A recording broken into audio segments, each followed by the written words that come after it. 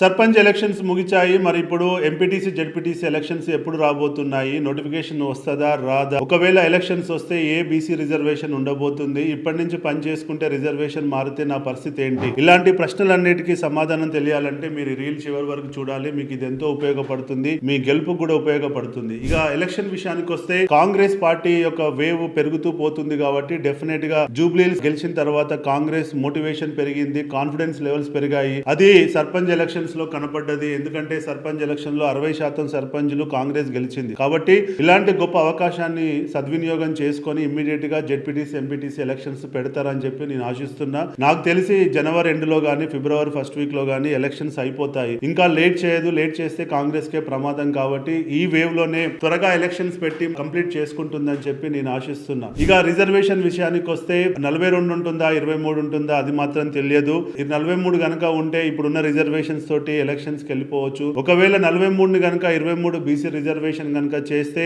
ఇప్పుడున్న ఎస్సీ సీట్లు, ఇప్పుడున్న ఎస్టీ సీట్లు, ఇప్పుడున్న ఓపెన్ కేటగిరీ సీట్లో ఎలాంటి మార్పు ఉండదు. కేవలం బీసీలో నుంచి 43 నుంచి 23 చేయడం వల్ల కొన్ని సీట్లు రిలీజ్ అవుతాయి. ఎంత అంటే ఒక 19% సీట్లు ఓపెన్ కేటగిరీలోకి మూవ్ అవుతాయి. కాబట్టి బీసీగా మీరు ఇప్పటి నుంచే వర్క్ చేసుకున్నా మీకేం నష్టం జరగదు. రేపు ఓపెన్ కేటగిరీ అయినా కానీ అక్కడ మీరు పోటీ చేసుకునే అవకాశం ఉంటుంది. కాబట్టి బీసీ అయినా ఓపెన్ అయినా మీకు ఉపయోగపడుతుంది. కాబట్టి మీరు ఇప్పటి నుంచి కష్టపడి పని చేసుకుంటే మీకు లాభం జరుగుతుంది. కాబట్టి ఇంకా వెయిట్ చేయకండి. ఎలక్షన్ నోటిఫికేషన్ వచ్చిన తర్వాత 15 రోజుల్లో ఎలక్షన్ అయిపోతుంది. కాబట్టి ఇప్పటి నుంచే మీరు పని చేసుకొని గెలవాలని చెప్పి ఆశిస్తున్నా. మీకు ఒకవేళ సర్వేలు కావాలంటే ఈ స్క్రీన్ పై ఉన్నటువంటి నెంబర్ కి కాల్ చేయండి. మీకు సర్వేలు చేసి మీకు ఒక ఎలక్షన్ ప్రణాళికను తయారు చేసి పెడతాం. జై హింద్.